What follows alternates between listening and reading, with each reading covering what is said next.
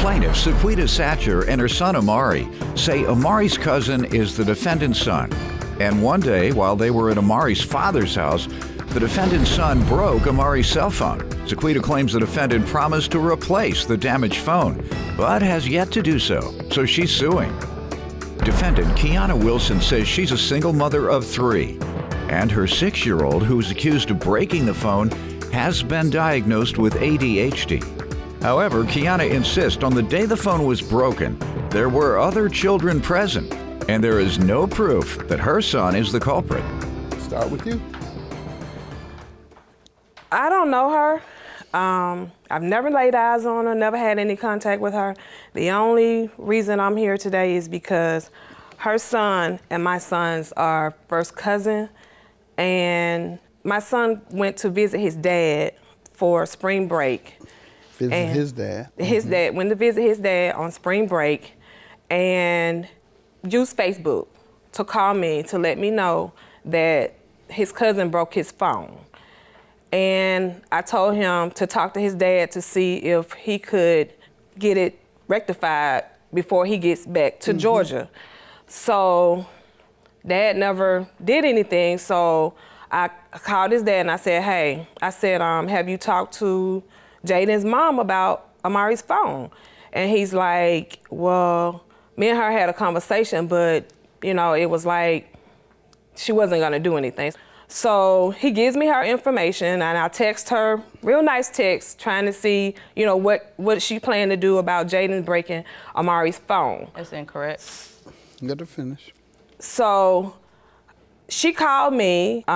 She says to me, well, I'm not gonna pay for Amari to get an upgrade. I said, well, Kiana, I'm not asking you to pay for Amari to get an upgrade. I'm asking you to give me $75 to replace the phone that Jaden broke. And she says, well, I don't have any money right now. I get paid once a month. I said, you can give me the money at the beginning of the month. So May 1st come, I didn't hear anything from her, so I sent her a text and I was like, hey, Kiana, haven't heard from you. Matter of fact, I have copies of those texts. I said, what do you plan to do, to rectify the issue? Well, the grandmother called and was like, they're cousins and we really don't want to have the kids, having animosity between the two. She's trying to keep the peace. I was trying to keep the peace too. So I'm like, okay, fine. Let's see where she goes with this. Well, I never heard anything back. She basically told me, well, I'm not giving you no money. If you want your money, you do what you got to do to get it. Did she say why she wasn't giving it to you? She never gave me an explanation as to why she wasn't going to give it to me. Let me hear from you, ma'am. First of all, I'm a single mother of 3 kids. My 6-year-old son, who is in reference right now, has ADHD.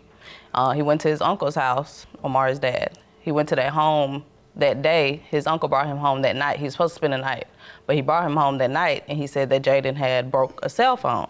I said, well, what were they doing that the cell phone got broke? And the uncle said, I don't know, because we weren't in the room. That referring to him and his wife weren't in that room with the other kids. So, how many children were there? You said other kids. Yeah, about 5 or 6 kids in the home in that room at the time. Is that right, young man? No. How many kids were there? There was 3 in that room. It was my stepbrother, my little brother, and Jaden. Okay. Were there 2 other kids in the house? They were in the house, but they weren't in the room. Okay. Go ahead. Okay, and so I asked Jaden in front of them, I said, what happened to the phone? And he said he didn't do it.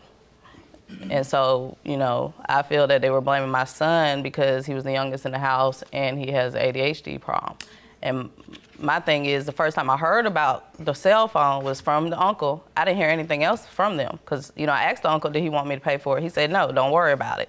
Next thing I know, probably about 2 weeks later, I get a text message from the grandmother stating that Sequita wanted to speak with me about the phone, paying her $150. I never heard from Sequita herself, and I feel as if I was. What's the emotional distress for?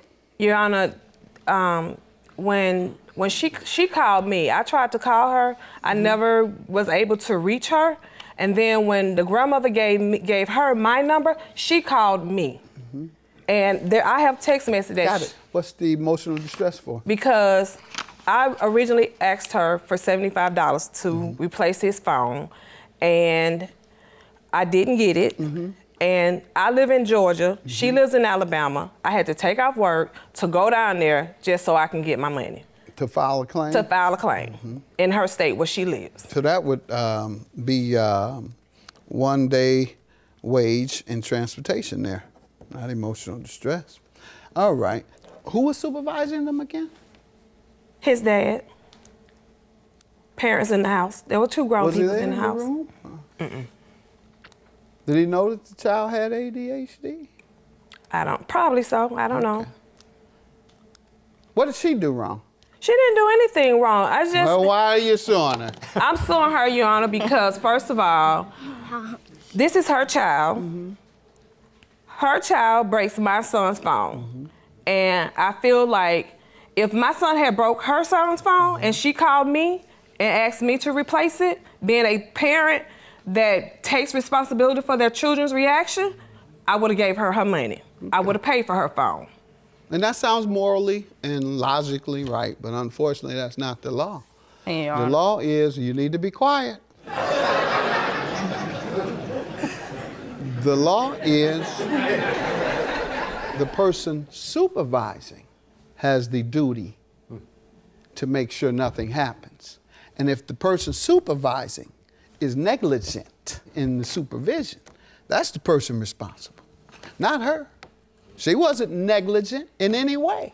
She did nothing wrong. You can only sue a person when they do something wrong. It was his father that was negligent by not properly supervising or saying, maybe you should give me that phone, son.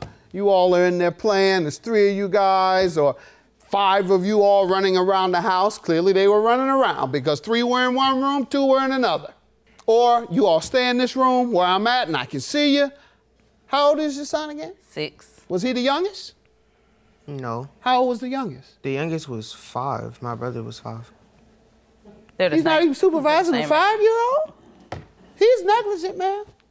And she wasn't there to supervise it.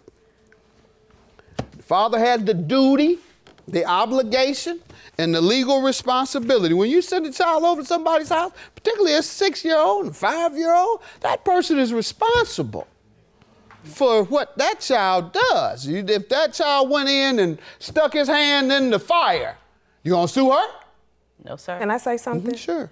When I reached out to her, she admitted that she would give me the $75 for her son breaking the phone. She admitted that her son said that he broke the phone. Okay, that's the promise of a gift. Right. Right. And gifts are not, you're not held liable for a gift until it's complete. Okay. Yeah, it's like when you promise your child a car, but you don't get it for them because you spent all the money at the casino.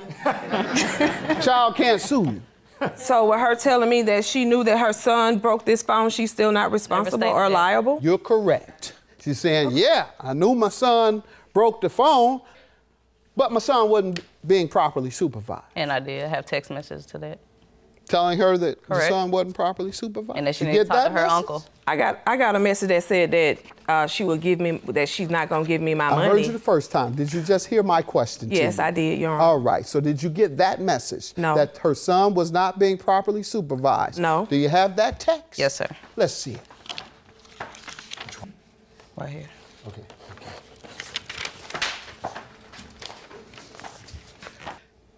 Underage individuals and adults were not present.